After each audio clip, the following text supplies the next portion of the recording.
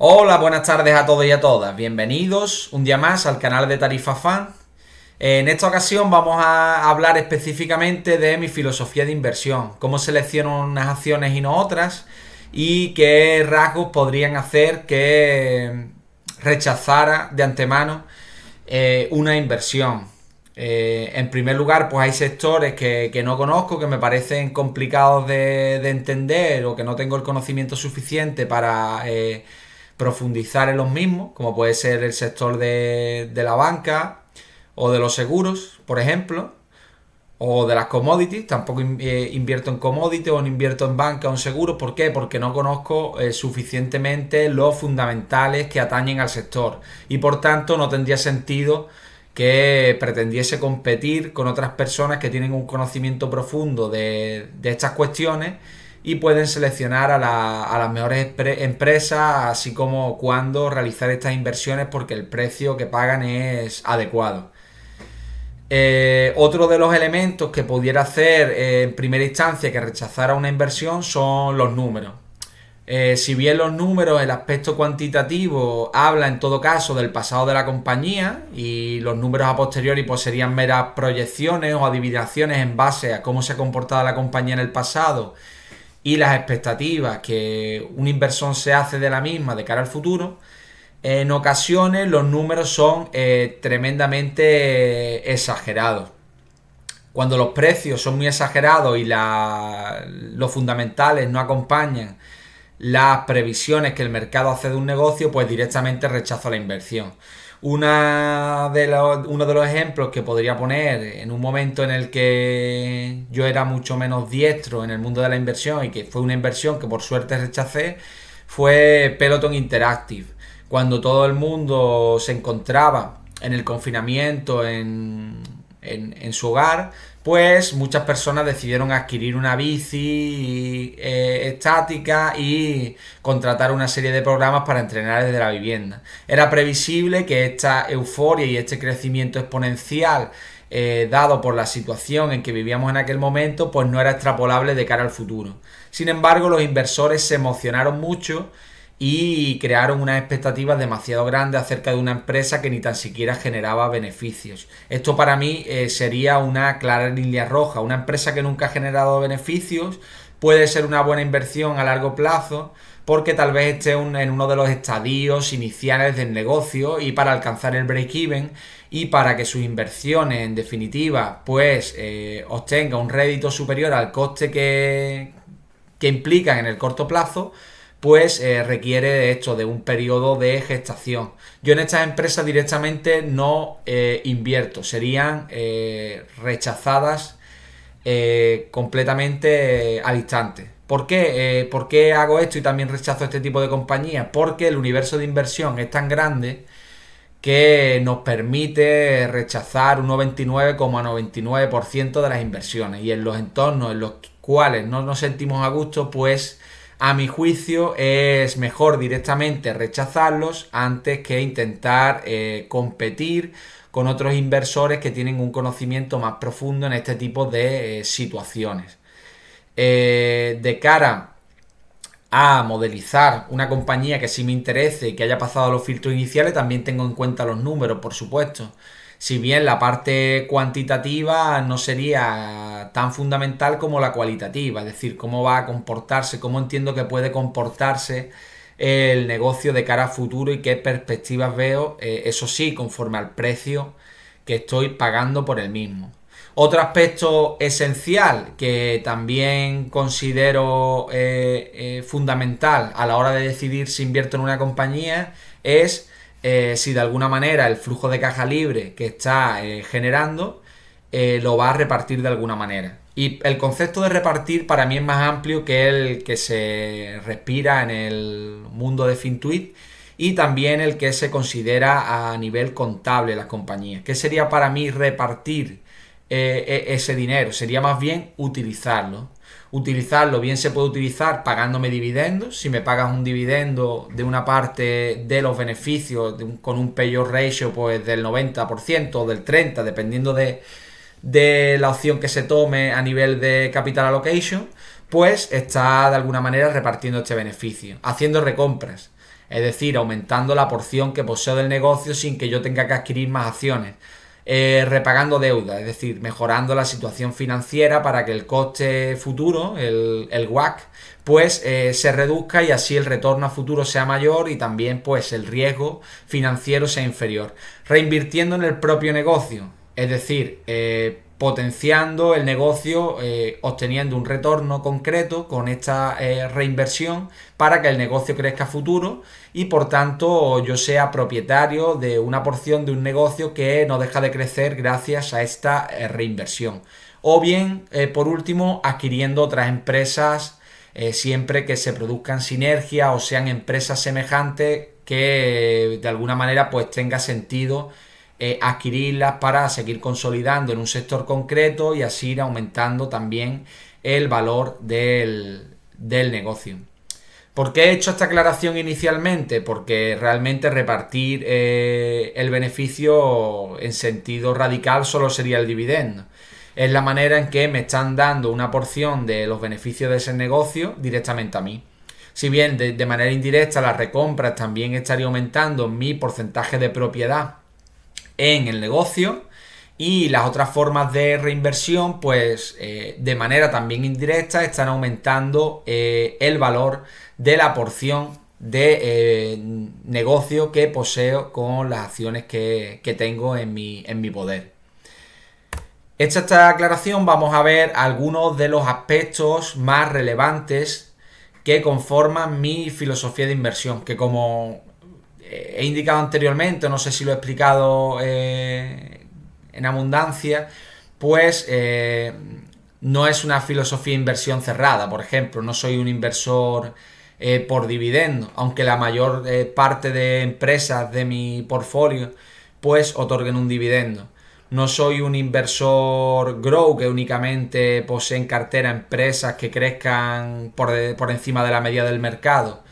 Ni tampoco soy un inversor value en el sentido de que compre negocios a un precio estéticamente muy bajo, sino que en ocasiones estoy dispuesto también a pagar una prima por encima del precio medio del mercado por negocios que considero que son mejores que la media del mercado y que por tanto a largo plazo pues me van a otorgar mayores rendimientos. Con naturaleza del negocio, la naturaleza del negocio para mí podría traducirse en algunos aspectos por una cuestión cualitativa, más bien el qué, en qué estoy invirtiendo. No estoy invirtiendo en unos números, en una serie, en una concatenación de ventas, de márgenes, de beneficios, de ratios financieros. En eso no estoy invirtiendo, sino que estoy invirtiendo en lo que se encuentra detrás de eso, que es el negocio subyacente y que tiene unos comportamientos específicos en base a la actividad que se está desarrollando y que también posee unas dinámicas de oferta y demanda que hay que conocer. Y esto, a mi juicio, es primordial. Está incluso bastante por encima de la propia consideración de los números, que a veces pues es el único criterio que algunas personas utilizan para adquirir una compañía. Y en ese aspecto me voy a referir a varias cuestiones, si bien podría señalar muchas más, pero voy a hacer referencia a algunas de ellas estableciendo algunos ejemplos. Por ejemplo, es importante considerar si el negocio tiene ciertas barreras de entrada. Las barreras de entrada pueden ser de cierto tamaño. Uno de los negocios que más barrera de entrada posee de los que tengo en mi portfolio es Jungfrau Holdings. Jungfrau Holdings es un negocio que opera ferrocarriles en la región de Jungfrau, en Suiza. Está enfocado principalmente al turismo y también desarrolla actividades relacionadas con el ocio al aire libre, con la hostelería y con la restauración en general, etcétera, ¿vale? ¿Cuál sería la barrera de entrada de este negocio? Pues que ha desarrollado unos activos en un entorno privilegiado a nivel natural que no admiten una réplica del mismo. Es decir, en ningún caso las autoridades encargadas de otorgar los permisos van a dejar que se construya una infraestructura en paralelo. Por tanto, la barrera de entrada de este negocio es muy fuerte por eso. porque tiene unos assets que han tardado en desarrollarse a nivel de tiempo muchos años y a nivel de permiso, porque esto tiene un coste muy elevado y además porque es la empresa que opera en este lugar y como es un entorno natural, pues no se va a permitir que otra empresa desarrolle sus actividades en este mismo entorno. ¿Cuáles podrían ser barreras de entrada más reducidas, pero también considerables? Pues, por ejemplo, otro negocio que posee en cartera es Meta. Meta posee competencia y otros negocios como TikTok, por ejemplo, que tiene un modelo de negocio semejante, al menos en algunos de sus segmentos. ¿Por qué Meta es muy competitiva? En primer lugar, porque la escala que posee es muy elevada y le permite realizar un volumen de inversiones con respecto a otros competidores que es muy grande. Entonces, una persona que dijera, bueno, voy a competir con Meta desarrollando desde cero un negocio de estas características, lo tendría muy complicado, pues no podría afrontar de manera constante un nivel de inversión tan grande. Además, considerando por otra parte que las personas que utilizan este tipo de plataformas como Instagram, como Facebook y demás, adquieren una serie de costumbres y una serie de expectativas cuando acceden a estas plataformas cada día. Y por tanto es muy difícil que todas las personas pues se muden a unas nuevas plataformas. Esto es algo que lleva mucho tiempo y que en ocasiones pues prácticamente imposible. Yo estaría dispuesto a invertir en negocios con una barrera de entrada mucho más débil, es decir, que apenas tengan barrera de entrada, sí. Yo no soy una persona que se niegue a invertir en negocios de unas ciertas características, a menos que pertenezcan a sectores que en absoluto conozco o que de algún modo me parezcan malos sectores, en los cuales pues trataría de no invertir.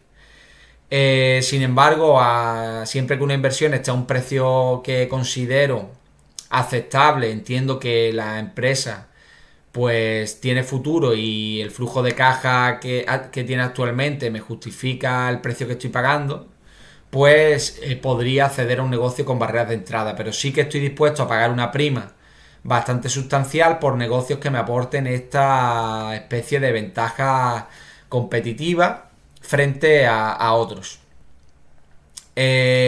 Otros elementos que hay que considerar, pues eso, hay que conocer el sector en el cual se encuentra la compañía y las dinámicas propias del sector. Hace poco hacía un vídeo de Nagarro con una especie de eslogan publicitario en el título que de alguna manera era una pregunta acerca de si Nagarro era un cagarro o era una empresa en la cual merece la pena invertir. Y aquí hay que comprender bien cómo funciona la ley de la oferta y la demanda y qué es lo que ha tirado del negocio en la pasada década de este y otros negocios semejantes, porque esto nos puede hacer que construyamos unas expectativas de futuro que al fin y al cabo pues funcionan como base de una valoración que realicemos de este negocio. Nagarro, a mi juicio, lo que hace que crezca este tipo de negocio es el crecimiento constante de la demanda, los vientos de cola que se producen en esta digitalización de los negocios y que implican que empresas que desarrollan negocios de ingeniería digital pues tengan un viento de cola en ese aspecto. Sin embargo, a nivel de oferta no existen barreras de entrada, no existe de algún modo una ventaja competitiva sólida frente a otros competidores y en momentos de dificultad o cuando la demanda no es tan acuciante como en otros momentos, pues este tipo de negocios pueden sufrir como estamos viendo actualmente. Otro elemento que me parece muy interesante a la hora de considerar el negocio es qué márgenes posee este negocio. No considero los márgenes únicamente un aspecto cuantitativo que pudiera enfocarse desde el punto de vista de los números, sino que los márgenes de algún modo nos están expresando una idea de acerca de qué tipo de negocio estamos hablando.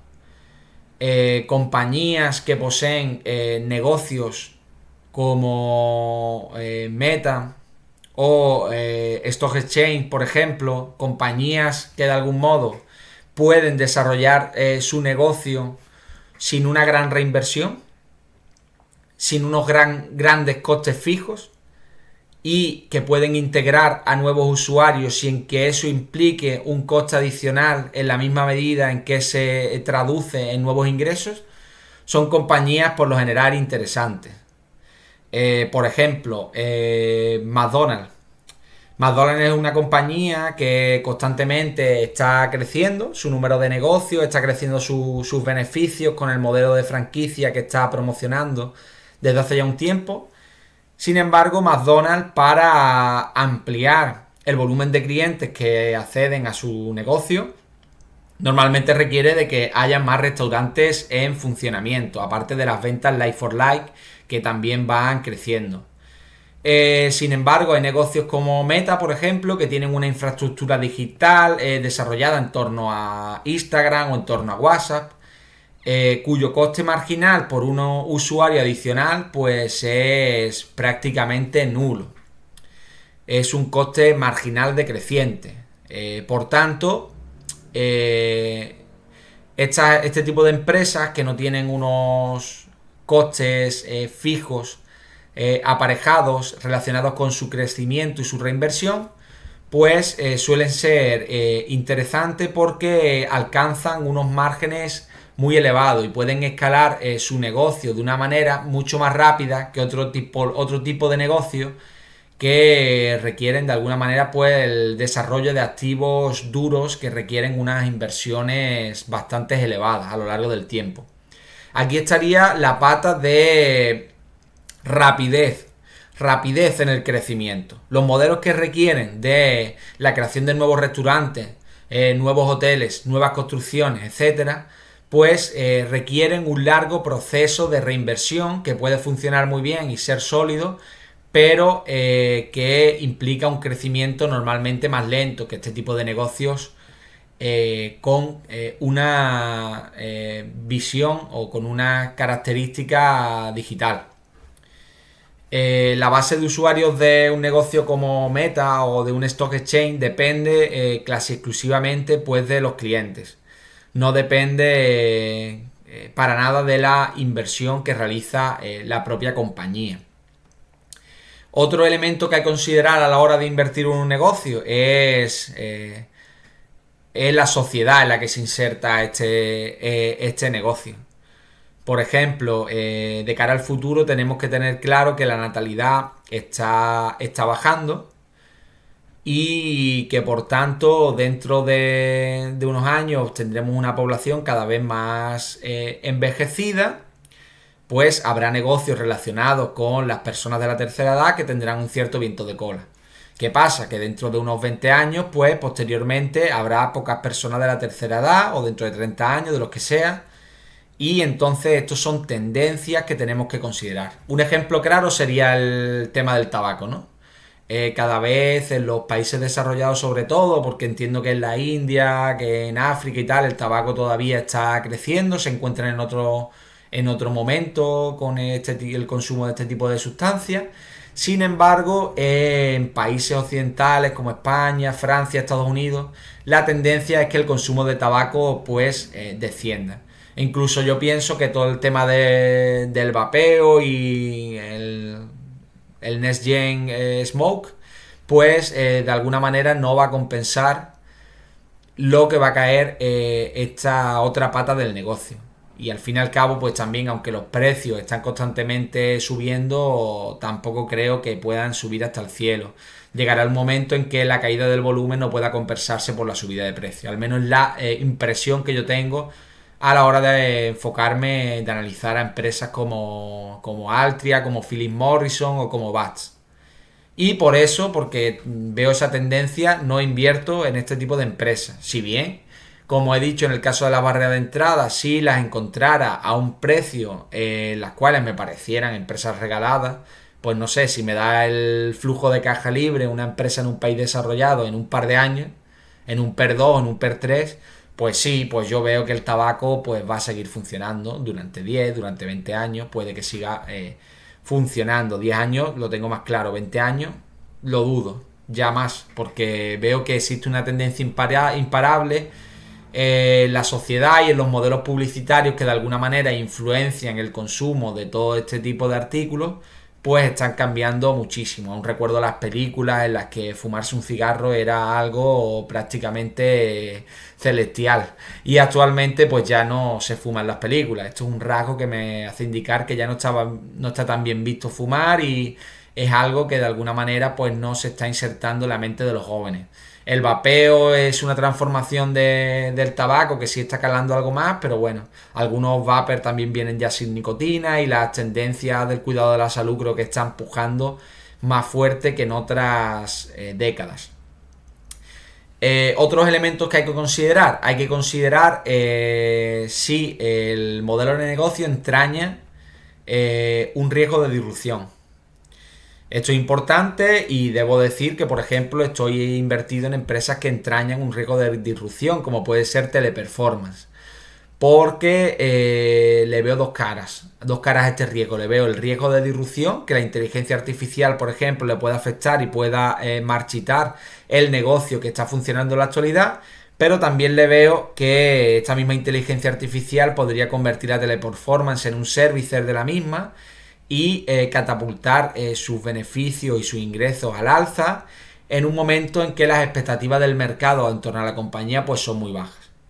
Lo que quiero decir con posibles disrupciones es que el modelo de negocio pues tenga una duración, unos flujos de caja futuros traídos a presente que no sean muy largos en el tiempo y que el negocio pues entre en decadencia en unos pocos años.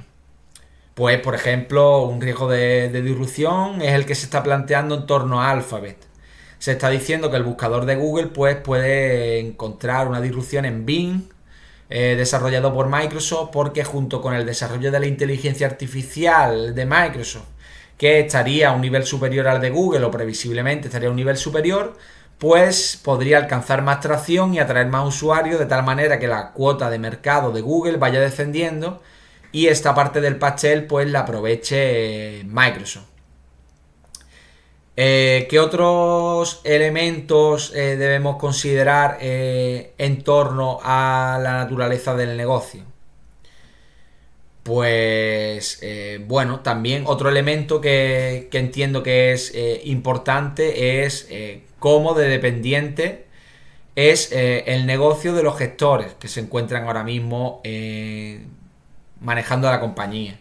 ¿Por qué esto es importante? Porque en algunos casos hay empresas que van muy bien, que no tienen unas grandes ventajas competitivas, que tampoco tienen unos márgenes excelentes y sin embargo han disfrutado de un buen rendimiento a largo plazo porque tienen unos directivos que han sabido gestionar muy bien la compañía y sacar provecho de un nicho que en realidad tampoco es tan productivo si no fueran ellos los que estuvieran al frente de la compañía.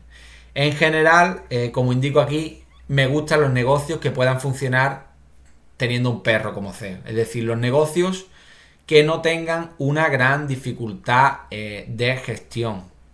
Esto es bastante complicado. Un mal CEO puede echar a perder cualquier compañía. Lo del perro es una exageración. Sin embargo, sí es cierto que empresas que tengan características buenas, que estén en sectores con vientos de cola y por ende que tengan un margen de maniobra mucho más razonable, pues no van a depender tanto de la actuación concreta de un CEO específico. Porque todos sabemos que todas las personas no son eternas, que pueden cambiarse de compañía, que pueden pasarle cualquier cosa, entonces ya la tesis de inversión deja de tener sentido y esto no es lo que queremos. Queremos invertir en negocios que perduren a largo plazo siempre que sea posible. Si bien en ocasiones esto es insalvable y terminamos invirtiendo en compañías por la persona que las gestiona. En este caso, la inversión es inseparable de algún modo de la persona o las personas que gestionan la compañía. Pero entraña este riesgo, el riesgo de que estas personas pues dejen de gestionarla por cualquier cuestión pues natural o por decisiones personales de distinta índole. Bueno, ahora nos vamos a los números. de manera un poco llamativa, pues digo, yo invertiría en una empresa a PER 100, a PER 200 y a PER 300. Sí, invertiría. Una empresa a PER 300 no tiene por qué estar cara. Creo que en ocasiones, en Fintuit y en el mundo de la inversión en general, se miran las cosas de una manera excesivamente superficial. No digo que todo el mundo lo haga, por supuesto, hay una calidad increíble en muchas cuentas.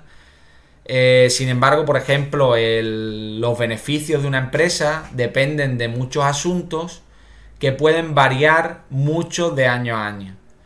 Yo os pongo un ejemplo muy claro. Los supermercados poseen unos márgenes netos de en torno a un 2-3,5%. Puede haber algunas que tengan más margen, otras menos, pero bueno, voy a poner ese margen.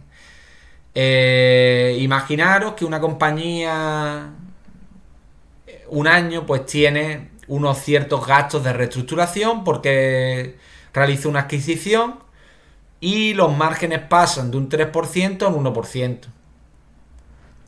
¿Qué pasa?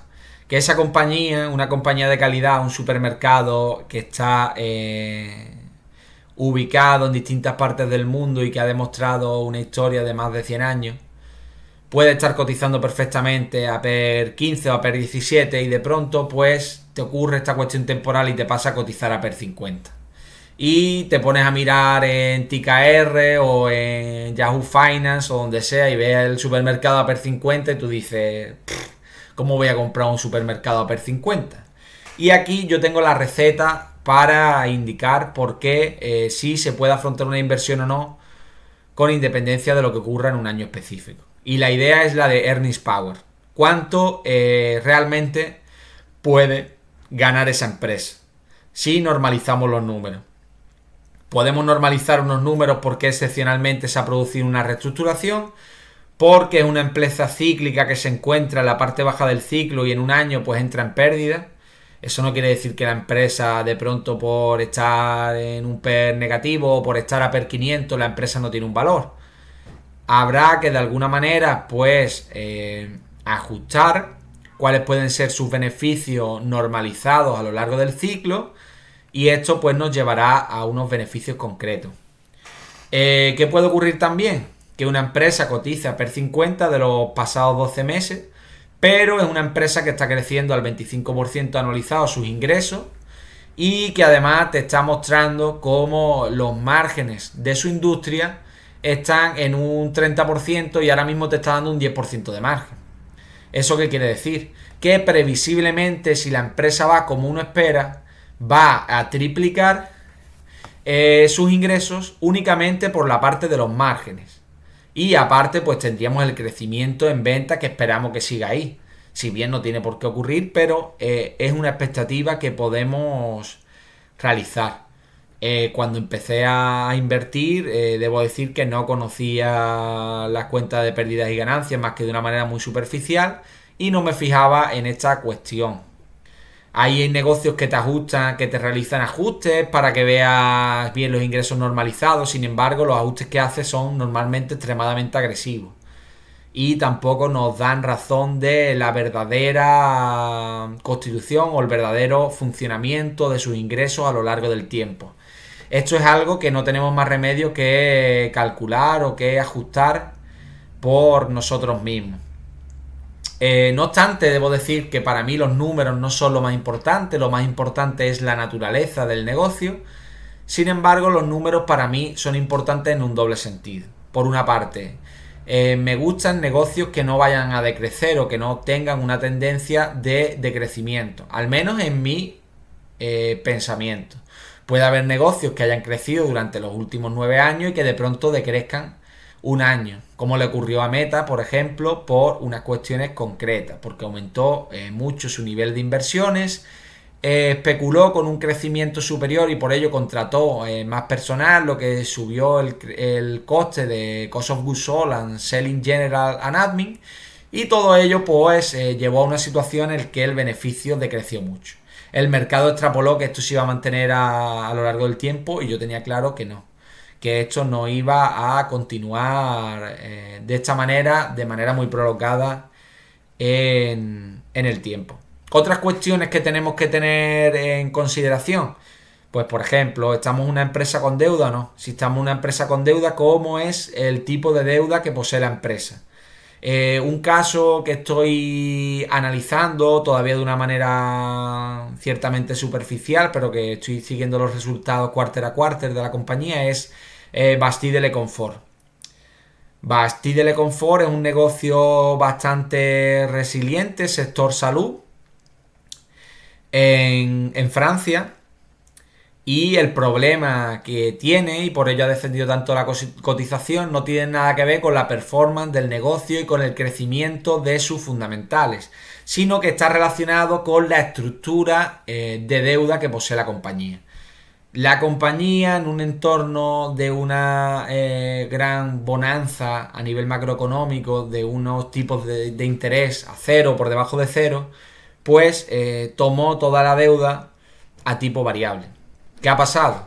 Que cuando la situación se ha dado la vuelta, pues está sufriendo muchísimo porque tiene que pagar unos niveles de intereses muy altos, porque tiene una serie de covenants a nivel de la deuda que están a punto de saltarles. Y esto es lo que el mercado está viendo y por eso la valora a unos múltiplos bastante inferiores. Es decir, porque el riesgo de la compañía se ha disparado con estas circunstancias macroeconómicas cambiantes. Hay otras muchas cuestiones que podríamos ver en torno a los fundamentales, pero tampoco es una cuestión de analizar todos los elementos ahora. Quería quedarme con esta idea. La idea de que para mí los números constituyen un límite. No invertiría en una empresa que considero que está muy cara, pero para mí un rasgo como los beneficios de un año concreto o de 2 años no serían la única referencia, sino que tendría que normalizar cuál pienso que puede ser el margen de la compañía, basándome en otras compañías semejantes del sector. Debo también modelizar cómo van a ser los crecimientos de las ventas o los decrecimientos de las ventas, y si hay circunstancias excepcionales que están afectando a todos estos pasos que en definitiva nos llevan a los profits, que son bastante cambiantes. Son la última métrica y por tanto son muy cambiantes. Otro ejemplo al respecto. Los impuestos, en ocasiones, pues hay, por cuestiones temporales de reconocimiento de los impuestos, hay años en los que prácticamente no pagamos impuestos y otros años en los que pagamos un 40%. Pues en ese segundo año evidentemente nuestros beneficios se van a ver muy reducidos. Evidentemente he puesto un ejemplo extremo, pero esto es así y por esta cuestión, entre otras, hay políticos en España que están diciendo que hay compañías que pagan unos impuestos irrisorios del 3 o 4%, porque han cogido las cuentas de compañía en años concretos haciendo cherry picking y no mostrando otros años en los que las empresas pues han pagado un 30% de impuestos, por ejemplo, ¿vale? Bueno, esto es lo que tenía que decir a nivel de números. Ahora, a nivel de capital allocation. El capital allocation sí es un rasgo universal en el mundo de la inversión, es decir, se puede medir en todo tipo de compañías. Y como he indicado, pues hay varias formas de devolver el dinero. Y dependiendo de la situación específica de la compañía, yo prefiero que me lo devuelvan de una manera o que me lo devuelvan de otra. La empresa te puede pagar dividendos, puede hacer recompras, puede repagar deuda, puede hacer adquisiciones, reinvertir en el propio negocio o incluso invertir en otras compañías. Lo ideal pues que sería buscar la obtención de la máxima yield posible, del máximo retorno, teniendo en cuenta también los costes asociados, como pueden ser los impuestos, otro tipo de costes asociados a este empleo del capital. Voy a poner otro ejemplo con alguna de las compañías que manejo en la cartera. Por ejemplo, Teleperformance ha estado haciendo un plan agresivo de recompra de acciones, porque parte de la adquisición de Mayorel pues la pagó con acciones propias, y ahora como el precio ha bajado mucho pues le ha parecido interesante hacer recompra de acciones. Esto es fundamental para generar valor.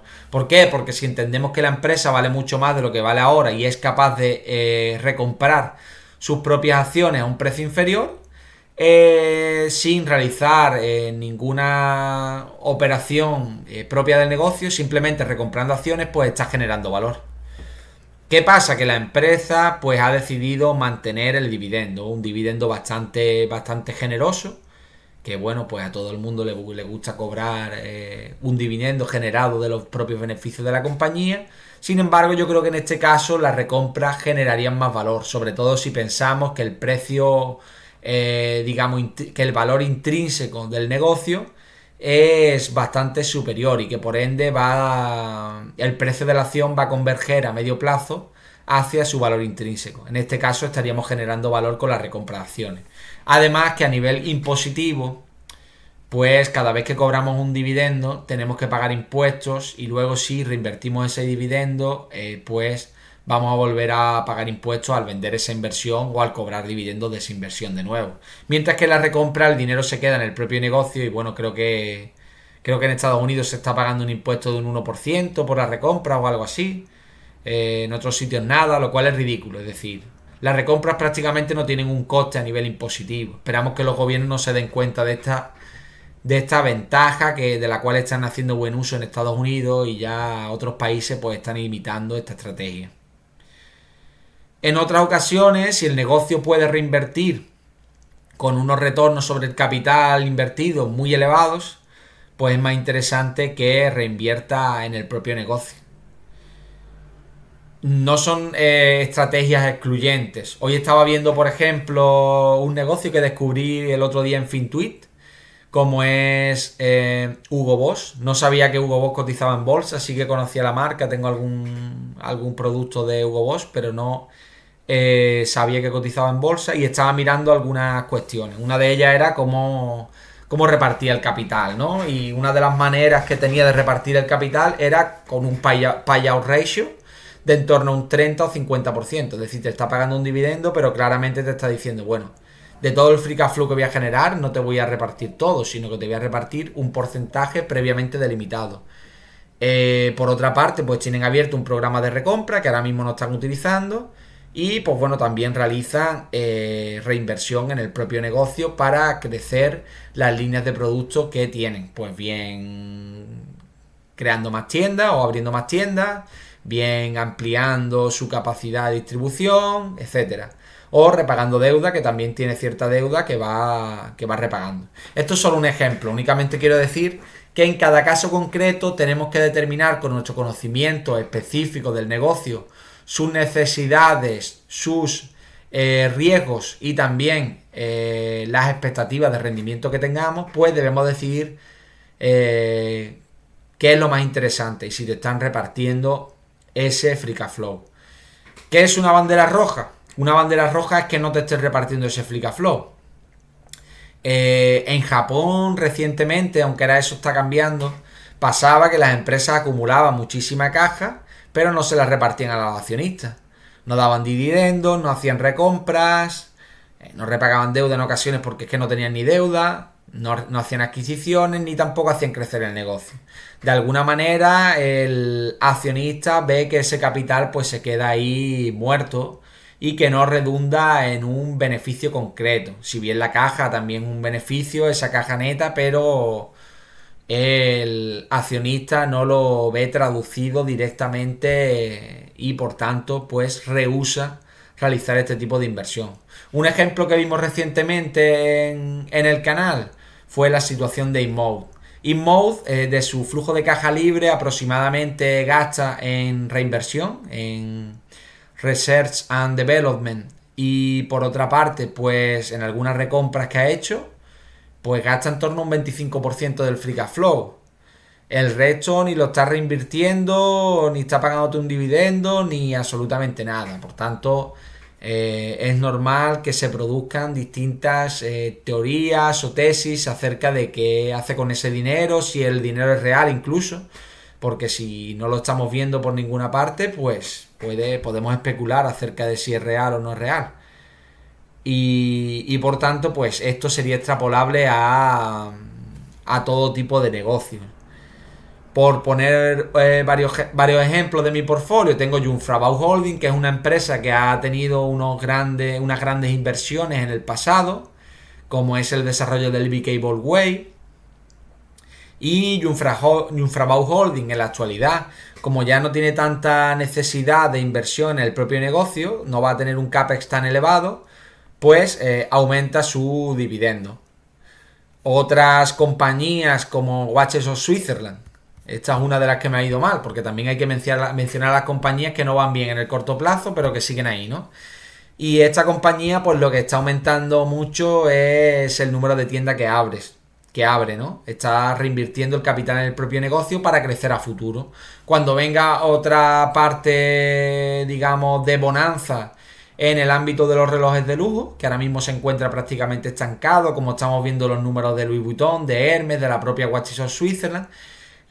Cuando se acabe este estancamiento va a tener unos costes fijos muy elevados y esto implica un apalancamiento operativo que hace que el negocio crezca mucho más, ¿no? Entonces, de alguna manera este desarrollo, aunque no se está viendo los números actuales, pues implica un beneficio futuro si todo va bien. Otras empresas, como la propia Bats, que aunque no la tengo en el portfolio, me he indicado anteriormente, este negocio de tabaco y tal, pues te está haciendo recompra y te está pagando un dividendo. Recompras porque se considera que el negocio está a un precio bajo y dividendos para que te vas repartiendo parte de lo que ganas para que tú veas que vas recuperando tu inversión y de alguna manera esto te dé también te dé confianza. En definitiva, hay que referirse a tres aspectos.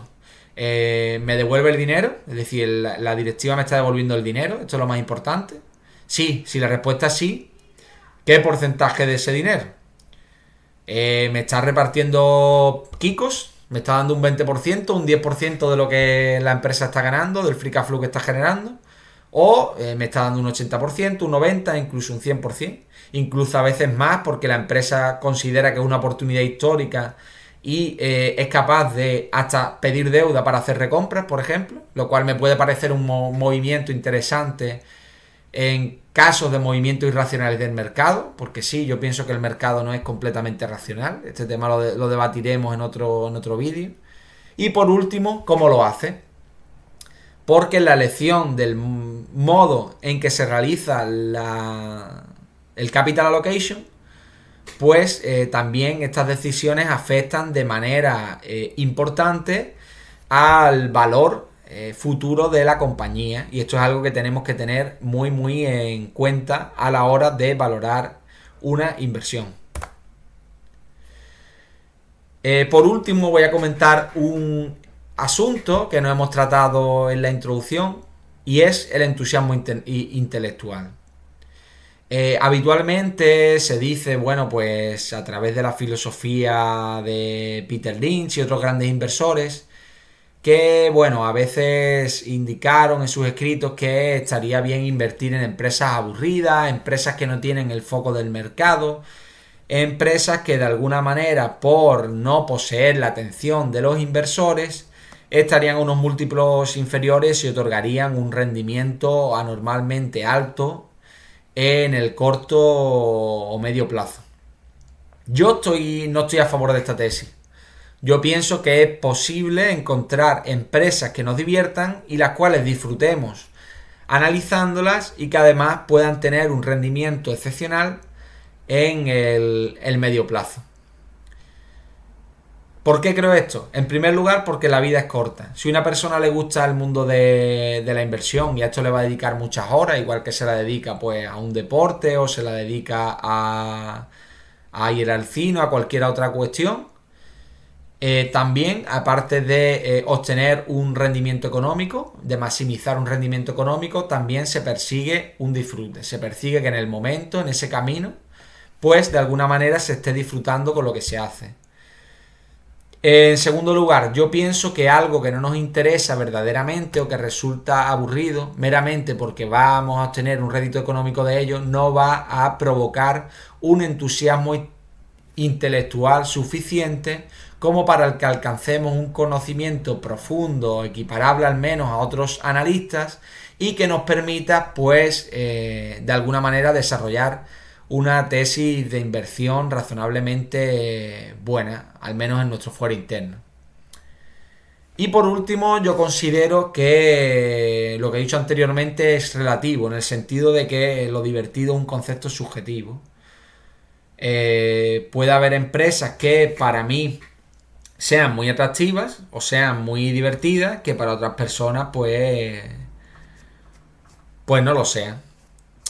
Y en ese sentido, pues yo me referiría más bien, en esta disyuntiva de empresas divertidas y empresas aburridas, me referiría más bien a empresas populares y empresas que están fuera de esta popularidad. Es cierto que hay que ponderar en ocasiones las empresas populares con otra vara de medir, aparte de con la vara de medir que lo hace Fintuit o que lo hacen otras redes sociales, porque yo creo que de alguna manera ciertas visiones que se manejan en estas redes sociales pueden llegar a transmitirse si no somos lo suficientemente cuidadosos y podemos llegar a realizar inversiones de manera crítica. Acrítica me refiero. Y este sería un objetivo, evitar las inversiones que realizamos de manera acrítica. Es cierto que podemos copiar, por supuesto, inversiones de otras personas si consideramos que son buenas, porque posteriormente las hemos analizado, entendemos que son buenas y demás.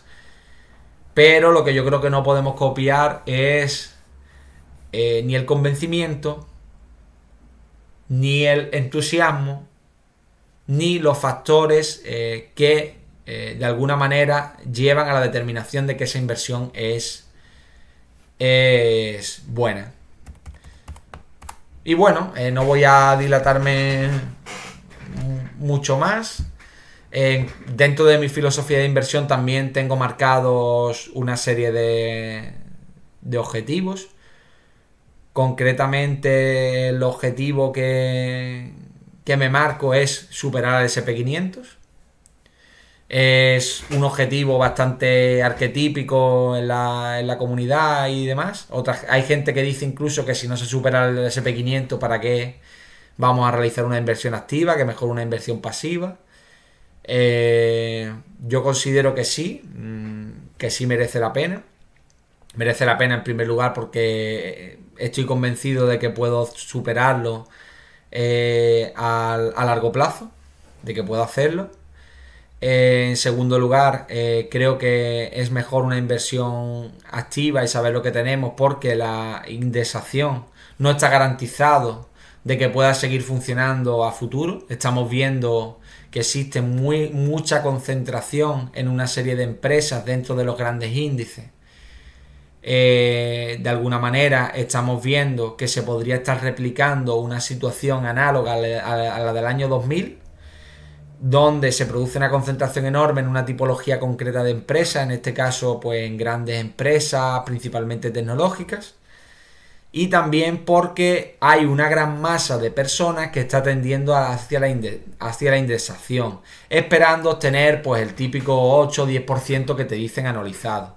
Cuando esto cambie y se encuentren ante una situación difícil, ¿por qué? Porque la bolsa puede caer un 20%, si hay una guerra, si el sentimiento del inversor baja mucho, si hay una recesión, etcétera. Cuando se produzca esta bajada, probablemente una persona que invierte en indexados y que no tiene un conocimiento profundo de lo que posee en su cartera, pues decida vender. Vender por miedo. Por miedo porque en ese ambiente, en ese entorno, cuando se lleven varios años perdiendo dinero, no va a tener convicción de que ese índice va a subir el 8%. Más bien la convicción se habrá cambiado porque ese índice va a seguir bajando. Debemos volver a pensar lo que hemos vivido en el año 2022, por ejemplo, o en el año 2020. Son los periodos en los que más volatilidad he vivido en el tiempo en que estoy invirtiendo. Pues los que hayan vivido el 2008, pues todo, que fue mucho más grave. En esos momentos pues sabemos que es muy importante tener una convicción y un conocimiento profundo de lo que tenemos y lo que queremos tener en cartera. Una persona que posee un indexado y tras varios meses o años perdiendo dinero, siempre de manera virtual, porque no se ve, si no se vende no se pierde, pues entonces se podría encontrar en problemas. Sin embargo, una persona que tenga una convicción específica porque ha estudiado una serie de empresas, pues tendría más facilidad para seguir invertido y seguir, en definitiva, adelante. Y bueno,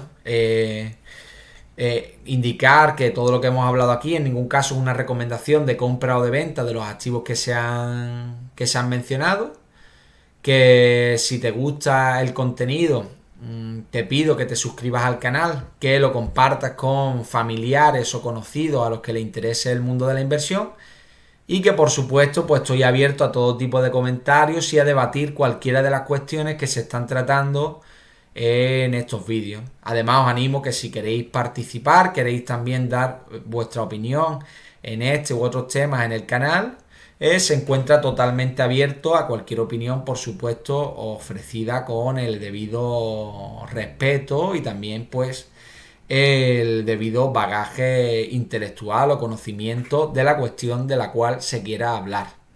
Y bueno, sin más dilación me despido y os doy muy buenas tardes. Un saludo.